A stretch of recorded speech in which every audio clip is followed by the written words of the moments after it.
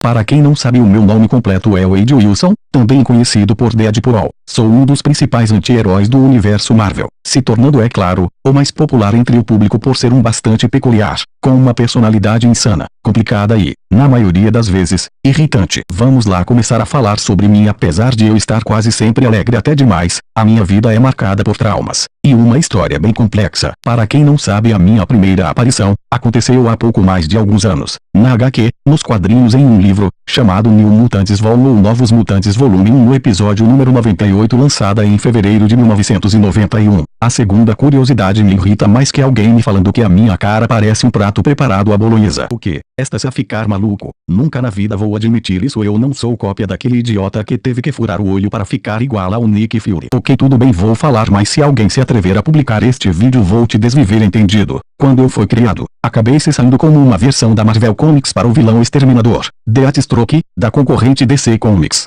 O personagem da DC apareceu pela primeira vez em dezembro de 1980, quase 11 anos antes do mercenário Tagarela. Nós dois possuímos diversas semelhanças, como nossos nomes originais parecerem iguais, da cópia barata do Nick Fury. O nome é Slade Wilson, DC, e o meu é Wade Wilson, Marvel. O início de seus alter egos em inglês tem uma ligação com a palavra morte, Deathstroke e Deadpool, a maneira de lutar. Ambos somos mercenários e especialistas em armas de fogo e em armas brancas, o visual, entre outras coisas. E não menos importante, um de nossos criadores é Rob Liefeld, tem uma fama polêmica de plagiar ideias de outros autores e utilizar em suas criações. Apesar das várias semelhanças, com o tempo, eu tomei um rumo diferente, e me transformei em um personagem mais original e doidão, conquistando uma legião de fãs, bem maior que a do próprio Exterminador. No mundo real, os meus criadores desenvolveram meu traje vermelho e preto para que eu fosse fácil de desenhar, sendo possível cumprir os prazos de entrega dos quadrinhos, se inspirando na icônica roupa do Homem-Aranha. Essa inspiração também foi levada às HQs, pois nelas, dizem que eu sou um grande fã do Homem-Aranha, e busco constantemente se tornar o melhor amigo do Cabeça de Teia que, inclusive, tenta fazer com que Wade Wilson repense algumas de suas ações. Nós somos parecidos na parte cômica, nós dois usamos o senso de humor em momentos inapropriados, muitas vezes como forma de fugirem de seus traumas. Porém o Homem-Aranha é moralmente superior, enquanto eu sou um homem mentalmente instável, que muda constantemente seu modo de agir devido às suas múltiplas personalidades. O amigo da vizinhança e o mercenário Tagarela têm uma boa química, e uma boa amizade que vive de altos e baixos, tanto que os dois têm até uma série conjunta, Spider-Man Deadpool, que estreou em 2016 e é lançada até os dias atuais. A minha verdadeira história é uma das mais confusas da Marvel, tanto para os leitores de quadrinhos quanto para mim próprio, que desconheço minha verdadeira origem. O que se sabe ao certo é que eu saí de casa a fim de se tornar um mercenário quando era apenas um adolescente. Existem diversas versões de meu passado, e em uma delas, eu tenho lembranças que meu pai, Thomas Wilson, havia abandonado minha mãe, Ailey Wilson, quando ela ainda estava grávida. Já em outra, a lembrança é que minha mãe havia morrido quando eu era apenas uma criança de 5 anos, e fui criado por meu pai, um oficial do exército que se tornou abusivo, moldando o meu caráter criminoso e macabro, entre várias outras origens diferentes. Porém, no arco original, sim, ou chamado no português de Pecado Original, de 2014, foram revelados alguns acontecimentos secretos de vários personagens da editora, entre eles alguns sobre o Deadpool, ou seja, sobre mim. Foi descoberto que, na verdade, eu assassinei meus próprios pais em um incêndio criminoso na casa onde morávamos. Foi mostrado que Thomas e Ailey Wilson ainda viviam juntos em uma casa no Canadá, e o casal deixou o meu quarto do jeito que estava quando eu havia partido. Porém, quando ele retornou, não reconhece meus pais e os assassinei-os em um incêndio sob a influência do porra de merda mordomo, Bart Outler, que o drogava constantemente. Na edição Deadpool Vol 3, episódio número 34 de 2014, também é possível descobrir mais sobre o meu passado sombrio em alguns flashbacks e possível ver como era a minha vida nos anos 90. Já nem sei mais em que acreditar. Após eu adquirir meus poderes no projeto Arma X, fui inicialmente incorporado em uma equipe com outros 3 membros, Zlugo, Ken e Slybuck. Porém, em um momento de loucura, matei o terceiro, ou seja, o Slybuck, em uma missão, e pouco tempo depois meu fator de cura começou a sofrer colapsos, fazendo com que a porra do câncer voltasse e deformasse ainda mais minha carne. E então fui enviado a um hospício onde os projetos fracassados eram tratados. O local era liderado pelo Dr. Henrique Lebreu, que fazia experimentos e usava os pacientes do local como cobaias, e seu assistente Ajax, codinome de Francis, que torturava os homens presos sem nenhuma piedade. Lá, existia uma aposta chamada Deadpool, onde os pacientes apostavam quem seria o primeiro a morrer e quanto tempo demoraria. A minha chegada fez com que Ajax fosse perdendo a autoridade com o passar dos meses, pois, como todos sabem, eu não respeito as regras, muito menos as de um tirano. O carralho do Francis foi ficando cada vez mais irritado com isso, e para dar o troco em meu desafeto, lobotomizou seu amigo Warren, que foi morto por mim a fim de acabar com seu sofrimento. As regras de Celebrium no hospício eram bem claras. Qualquer paciente que matasse outro seria executado, e isso fez com que Ajax rasgasse o meu coração, mas, meu desejo de vingança era tão grande, que seu fator de cura retornou. Após isso, ele se auto-intitulou Deadpool por sobreviver ao desafio. Você pode conferir mais dessa história na HQ Deadpool Undead Anual 1998. Na minissérie não canônica de 4 capítulos, Deadpool Kills the Marvel Universe, Deadpool mata o universo Marvel, uma das mais nonsense já criadas pela Casa das Ideias. Eu mato quase todos os personagens do universo Marvel. A história se passa em um universo alternativo de uma realidade paralela,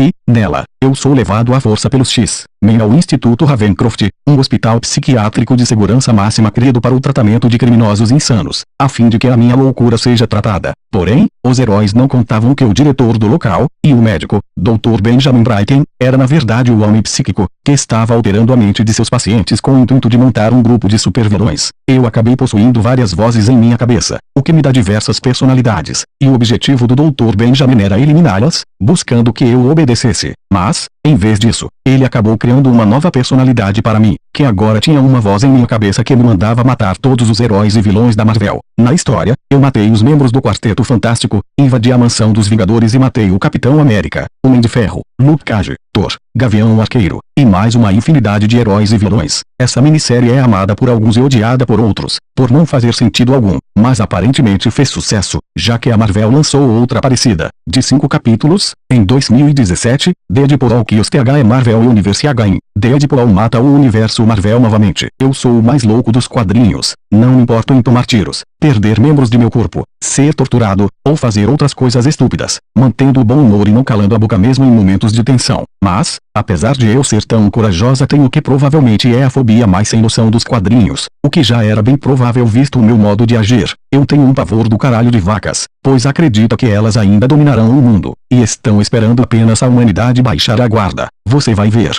Algumas outras fobias que eu tenho, além do medo de vacas, também tenho medo de galinhas, palhaços e, principalmente, de ficar sozinho. Se a fraqueza do Hulk é por filhotes de cachorro, que o fazem rir sem parar, a minha é por gatos, aqueles animais fofinhos e lindos, apesar de que alguns e o próprio Cherubim Play não gosta deles. Eu adoro gatos. Certa vez eu disse que minha verdadeira e única fraqueza são os felinos. Em algumas HQs é possível ver o amor do personagem pelos animais. Deadpool Vol 3 episódio número 40, The Magic or F. King, é um bom exemplo disso. Por isso não liguem para que o gordo do Hulk dizem para o Cherubim Play dizem os gatinhos são animais incríveis. Além dos gatinhos, eu também tenho um ponto fraco por crianças. Eu sou uma figura tão intrigante que, quando fui levado ao hospício sob os cuidados do Dr. Celebrium, chamei a atenção até mesmo da entidade cósmica Morte, ou seja, a personificação da própria morte no universo Marvel. Isso aconteceu durante minhas sessões matinais de tortura, que o deixaram tão perto de morrer, que ele realmente viu a morte na figura de uma mulher esquelética o vigiando. Eu se apaixonei por ela e, para minha sorte, meus sentimentos foram correspondidos, mas para que pudéssemos ficar juntos, antes eu teria que morrer. Eu tentei isso várias vezes provocando os responsáveis pelo local, e isso quase aconteceu. Porém no final seu fator de cura retornou devido à minha sede de vingança e não morri. O início do relacionamento entre os dois aconteceu na minissérie Deadpool Undead Anual 1998, a mesma que mostra a origem do nome do anti-herói. Eu não sou o único personagem que sente atração pela morte. Thanos, o Titã Louco, é apaixonado pela entidade, que é o único desejo verdadeiro do vilão, ou seja, isso acabou me tornando em seu grande rival. Em Deadpool Vol 1 número 60, eu tenho meus poderes regenerativos retirados pelo programa Arma X, e então acabo morrendo. No arco que vem a seguir, intitulado Funeral for a Freak, de Deadpool número 61 a Deadpool número 64, e eu acabo finalmente por estar nos braços da morte. Porém, o Thanos morre de ciúme e contrata o feiticeiro Terry a fim de trazer-me de volta à vida, dando a ele um artefato cósmico para que me amaldiçoasse com a imortalidade, e assim impedindo que eu pudesse morrer e se encontrar com a minha amada novamente. Já em 2015, no arco de 4 capítulos, Deadpool vs Thanos. O Titã Louco revela para mim que ele havia o amaldiçoado sem seu conhecimento com um feitiço de necromancia sombria, porém, o vilão acaba retirando esse feitiço na primeira HQ da minissérie, me matando, mas no final das contas foi obrigado a me reviver para que nós façamos uma equipe ir em busca de salvar a morte, que havia sido capturada pela eternidade. No capítulo final do arco nós dois personagens se enfrentamos, e eu acabo vencendo por conseguir persuadir a morte, se tornando um dos poucos personagens do universo Marvel que já derrotaram Thanos. Pois eu já derrotei o Thanos que matou metade daqueles merdas no filme Vingadores A Guerra do Pirulito. Pois vamos parar por aqui, eu já estou com preguiça de falar sobre a minha história. Se quiserem saber mais sobre mim vão na página do Facebook e dizem nos comentários. A página vou deixar aí na descrição. E como eu tinha dito, podem fazer sugestões de conteúdos para lançar no canal, e como pedido especial do Eduardo Link, mano, que nome mais esquisito, mas apenas vou falar de 2 animes, e o primeiro se chama Plastic Memories, é um anime de gênero, ficção e romance, e em um futuro, os androides viverão junto com humanos. O tempo de vida do sistema operacional deles é de 9 anos e 4 meses. Depois disso começa a apresentar falhas e o androide perde o controle, por isso existe um departamento que os recolhe. Um garoto começa a trabalhar nesse departamento e com o tempo verá que esse serviço não é tão simples assim. E mundo paralelo, um garoto está assistindo um episódio de anime quando de repente se vê dentro do anime por alguns segundos. Pois que o otaku não gostaria que lhe acontece a mesma coisa, mas voltando ao anime, quando volta à realidade e encontra a personagem principal em seu quarto, ela é atacada por uma menina em um uniforme militar. Uma maga de um jogo de RPG aparece para ajudá-la e explica que esse é um mundo onde vivem os deuses que criaram as suas histórias. Perdoa-me por não meter os vídeos dos animes, mas não quero que a porra da Suécia bloqueie meu vídeo de novo. Mas se quiserem saber como podem baixar e assistir animes, e só falarem nos comentários que eu vou lançar um vídeo ensinando como baixar. Se é novo no canal, se inscreve e dá aquele like gostoso no vídeo, e como a Planeta os disse, se você gostou, se inscreve no canal. Toda segunda e vídeo novo a parada e semanal, dá um like e compartilha para poder continuar. Vocês são minha força, tamo junto, vamos lá, tchau nos dediqueiros.